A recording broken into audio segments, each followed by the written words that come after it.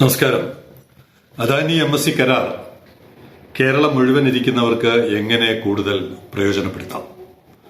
Sale commentary ആരംഭിക്കുന്നു.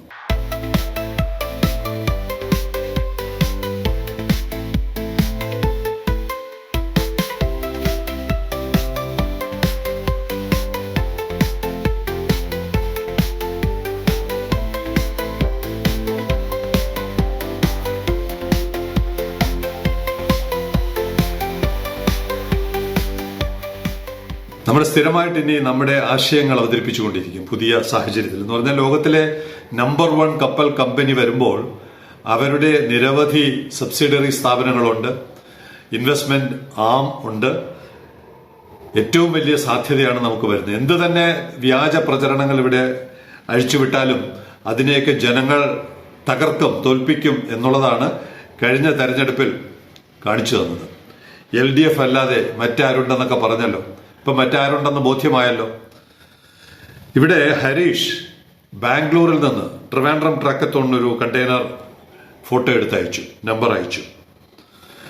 നമ്മുടെ ഈ പറയുന്ന top Trivandrum, top Kasaragod 14 കപ്പൽപ്പട 16/4 April മാസം 16 നമ്മുടെ ഇവിടുന്ന് സ്ഥിരമായിട്ട് പോകുന്ന സ്ഥലമാണ്. ഇപ്പൊ ഈ മൗറീഷ്യസ്, സീഷെൽസ്, മഡഗാസ്കർ, അവിടുത്തെ തോമസീന പോർട്ടിൽ നിന്ന് ഒരു കണ്ടെയ്നർ എവിടെ പോകുന്നു. പിന്നെ അത് കഴിഞ്ഞ് ലങ്കോണി, അതിനടുത്ത് തന്നെ ഉള്ളൊരു, നമുക്ക് ഈ പ്രക്രിയയിലൂടെ നമ്മുടെ സമീപത്ത് എന്തൊക്കെയാണ് രാജ്യങ്ങൾ, ദ്വീപുകൾ എന്നൊക്കെ മനസ്സിലാക്കാൻ പറ്റുന്നുണ്ട്. തമതവേ അല്ലെങ്കിൽ തോമസീന, അവിടെ നിന്ന് മയോട്ടി, നമ്മൾ കേട്ടിട്ടുണ്ടോ ഇതുവരെ? മയോട്ടി എന്ന് പറയുന്ന ചെറിയ ഒരു ഐലൻഡ് ഉണ്ട്, അവിടുത്തെ ലങ്കോണി പോർട്ട്. അത് കഴിഞ്ഞ് അവിടെ വെച്ച് കപ്പൽ മാറുകയാണ്, ട്രാൻസ്ഷിപ്മെന്റ്, ഫസ്റ്റ് ട്രാൻസ്ഷിപ്മെന്റ്. ഇവിടുന്ന് നേരെ വരാം, TRVയിലോട്ട് വരാം, ലങ്കോണിയിൽ വെച്ച് ട്രാൻസ്ഷിപ്മെന്റ്. അത് കഴിഞ്ഞ് കൊളംബോയിലോട്ട് പോകുന്നുണ്ട്. ഇവിടെ വരേണ്ടതാണ്, ബാംഗ്ലൂരിൽ വരേണ്ടതാണ്. അത് കഴിഞ്ഞ് കൊളംബോയിലോട്ട് പോകുന്നുണ്ട്, കൊളംബോയിൽ ട്രാൻസ്ഷിപ്മെന്റ്. അത് കഴിഞ്ഞ് സിംഗപ്പൂരിലോട്ട് പോവാണ്. ഇവിടെ ചെന്നൈയിലും ബാംഗ്ലൂരും വരേണ്ട കണ്ടെയ്നറാണ്. സിംഗപ്പൂരിൽ ട്രാൻസ്ഷിപ്മെന്റ്. അത് കഴിഞ്ഞ് ചെന്നൈയിൽ, അവിടെ നിന്ന് സിംഗപ്പൂരിൽ നിന്ന് ചെന്നൈയിലോട്ട് വരുന്നു. 22/6/26 ജൂൺ മാസം 22 ആകെ മൊത്തം ടോട്ടൽ 68 ദിവസം. 68 ദിവസമാണ് നമ്മുടെ ഇവിടെ കിടക്കുന്ന ഈ താമതവേ അല്ലെങ്കിൽ തോമസീന, മഡഗാസ്കർ. ഇവിടുന്ന് ഈ മാസം ആദ്യം, എനിക്ക് തോന്നുന്നു 2 3 നേരിട്ട് കപ്പൽ പോയിട്ടുണ്ട്. കുമാസി എന്ന് പറയുന്ന കപ്പൽ നേരെ പോയത് ട്രിവാൻഡ്രം തോമസീന. 6 ദിവസം, വെറും 6 ദിവസം എടുക്കുന്ന സ്ഥാനത്താണ്. എനിക്ക് തോന്നുന്നു ഒരുപക്ഷെ വൈകലിന്റെ അങ്ങ് പാരമ്യമാണ്. 68 ദിവസവും 3 ട്രാൻസ്ഷിപ്മെന്റും 4 പോർട്ട്, തമതവേ, ലങ്കോണി, കൊളംബോ, സിംഗപ്പൂർ, ചെന്നൈ. 5 പോർട്ട്, 5 പോർട്ടും 4 കപ്പലുകളും 3 ട്രാൻസ്ഷിപ്മെന്റും. ഇങ്ങനെയുള്ള ഒരു വിചിത്രമായ ലോകത്ത് നമ്മൾ ബദൽ നിർദ്ദേശമാണ് വെക്കുന്നത്. നേരെ ഞങ്ങളുടെ feeder service top Kasaragod, top Kannur, top Wayanad, നേരെ പോയി മഡഗാസ്കർ, സീഷെൽസ്, തമതവേ തുടങ്ങിയ പോർട്ടുകളെല്ലാം കണക്ട് ചെയ്ത് ഒരു കൊളംബോയിലും പോകണ്ട, നേരെ TRVയിലോട്ട് വരും. Regular service. ഇങ്ങനെയുള്ള സർവീസ് നടത്താൻ പറ്റും എന്ന് MSCയെ ബോധ്യപ്പെടുത്താൻ പറ്റുന്നതാണ് ശ്രീ ഹരീഷിന്റെ ഈ ബാംഗ്ലൂർ കണ്ടെയ്നർ ട്രക്കത്തോൺ. അപ്പൊ നമ്മളിനി സ്ഥിരമായിട്ട്, ഇത് മാത്രമല്ല, ഫീഡർ വെസലുകൾ മാത്രമല്ല, ഇതുപോലുള്ള ഓരോ സാധ്യതയും ലോകത്തിലെ വമ്പൻ കമ്പനി ഇവിടെ വരുമ്പോൾ നമുക്ക് ചെയ്യാൻ പറ്റും. ഇത് കേരളം മുഴുവനാണല്ലോ, പറഞ്ഞല്ലോ. കാസർഗോഡ്, ടോപ്പ് കാസർഗോഡ്, ടോപ്പ് എന്ന് പറഞ്ഞാൽ മനസ്സിലായല്ലോ. ട്രിവാൻഡ്രം ഓഫ് ഷോർ പ്രോജക്ട്, ഇങ്ങനെയുള്ള പ്രൊജക്ട്സുകൾ പലതുണ്ട്. നമുക്കിതിൽ നിന്ന് തുടങ്ങാം. 62 ദിവസമാണ് ബാംഗ്ലൂരിലിരിക്കുന്ന വ്യവസായിക്ക് നമ്മൾ ലാഭിച്ചു കൊടുക്കുന്നത്. ആർക്കെങ്കിലും ഈ പ്രപ്പോസൽ വേണ്ടെന്ന് പറയാൻ പറ്റുമോ?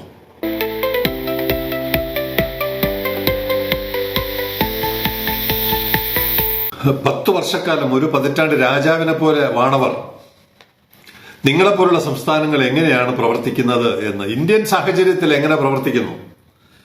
2 തെളിവുണ്ട്. 2024 ജൂലൈ 1 മുഖ്യമന്ത്രിയുടെ ഓഫീസിലോട്ട് എന്റെ മെത്തനോൾ എന്ന് പറയുന്ന നിർദ്ദേശം പോയിട്ടുണ്ട്. സർക്കാർ രേഖകളിലുണ്ട്. രണ്ട്, ഞാൻ തന്നെ പങ്കെടുത്ത ഒരു പ്രീ ബജറ്റ് 2023 പ്രീ ബജറ്റിൽ അന്നത്തെ ധനമന്ത്രി ശ്രീ KN ബാലഗോപാലിന്റെ അടുത്ത് ഓൺലൈനിൽ ഞാൻ അവതരിപ്പിച്ചു ഈ വിഷയം. രണ്ടും ചവിട്ടി പുറത്താക്കി, പുറംകാലുകൊണ്ട് തട്ടിയെറിഞ്ഞു. അവർക്ക് വേറെ അജണ്ടകളാണല്ലോ. അവർക്ക് ശബരിമലയും കരിമണൽ കർത്തയും എങ്ങനെ കാശുണ്ടാക്കാം തുടങ്ങിയതാണ് അവരുടെ അജണ്ട എന്നിപ്പോ കൃത്യമായി ബോധ്യമാകുന്നിടത്ത് ഇതുപോലുള്ള ജനകീയ വിഷയങ്ങൾ ആർക്ക് വേണം? ഇത് ഏറ്റവും പാവപ്പെട്ടവന്, ഏറ്റവും അതിദരിദ്രൻ, നിങ്ങളുടെ അതിദരിദ്രന് കഞ്ഞി കുടിക്കാനുള്ള വകയാണ്. ഒരു പെൻഷനും കൊടുക്കണ്ട. അതിദരിദ്രൻ സ്വയം അഭിമാനത്തോടെ ജീവിക്കുന്ന ഒരു നാടാണ് ഞങ്ങളുടെ സങ്കല്പം. ഇവിടെ India's clean energy major Acme green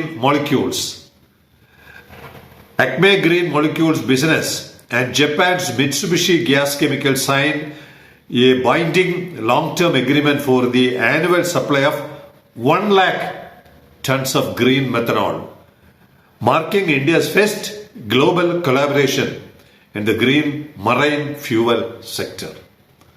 കപ്പലിന് ഇന്ധനം കൊടുക്കുന്നു, ചുരുക്കി പറയാം, കപ്പലിന് ഇന്ധനം കൊടുക്കുന്ന തരത്തിൽ ഒറീസയിൽ മെത്തനോൾ ഉൽപ്പാദിപ്പിക്കുവാൻ ഈ മിറ്റ്സുബിഷിയുടെ സാധ്യതയും 1 വർഷമോ 2 വർഷമോ മുമ്പ് സേലിംഗ് കമ്പനി അവതരിപ്പിച്ചതാണ്. മിറ്റ്സുബിഷി ജപ്പാനില് ഇത് അവിടുത്തെ യൊക്കോഹാമ പോർട്ടിൽ ഇത് നടത്തുന്നു. അവരെ ക്ഷണിച്ചു വരുത്തണമെന്ന് പറയുന്നു. ഇതൊക്കെ വെച്ചിട്ടാണ് നമ്മൾ നിർദ്ദേശം കൊടുത്തത്. ഇവിടത്തെ ഒറീസ 1 ലക്ഷം ടണ്ണാണ്, ഒരു വർഷം 1 ലക്ഷം ടൺ കൊടുക്കുന്ന കമ്പനി രൂപീകരിച്ചു.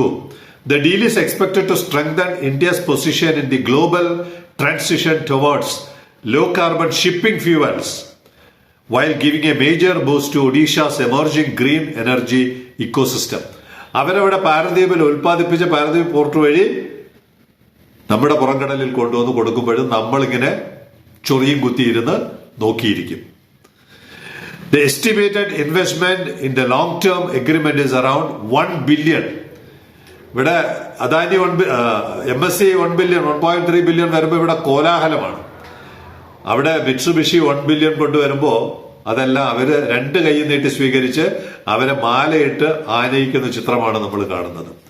ഏത് കാലത്താണ് ഈ ഇടതുപക്ഷം ഈ മണ്ണിൽ പാതാളത്തിലോട്ട് താഴ്ന്നു പോകുന്നത്? കേരളത്തെ രക്ഷപ്പെടുത്താൻ നിങ്ങളെ കൊണ്ട് ഈ നാടിന് ഗുണമുണ്ടായിരുന്ന കാലമുണ്ട്, ഇല്ലാന്ന് ഞങ്ങൾ പറയുന്നില്ല, ഗുണമുണ്ടായിരുന്ന കാലമുണ്ട്. പക്ഷെ ഇന്ന് നിങ്ങൾ അട്ടർ വേസ്റ്റാണ്. ഈ സമൂഹത്തില് ഒരു ഗുണവുമില്ലാതെ പാരസൈറ്റുകളായി.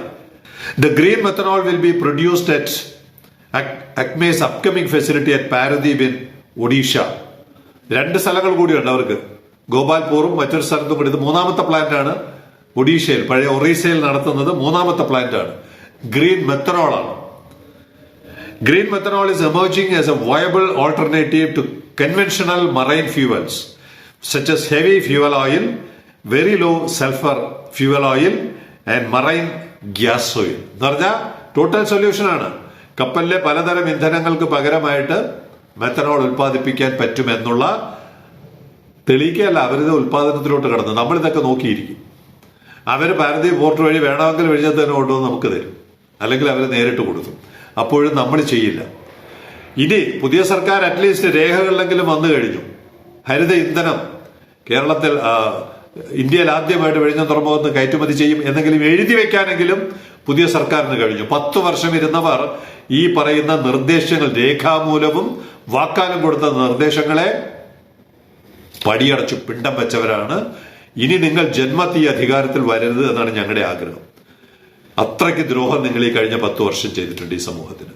അതുകൊണ്ട് ദയവ് ചെയ്ത് ഇനിയുള്ള 5 വർഷക്കാലമെങ്കിലും ഇവിടെ എന്തെങ്കിലും സംഭവിക്കട്ടെ, ഈ നാട്ടിൽ എന്തെങ്കിലും ഗുണമുണ്ടാകട്ടെ എന്നുള്ളതാണ് ഞങ്ങളുടെ പ്രാർത്ഥന.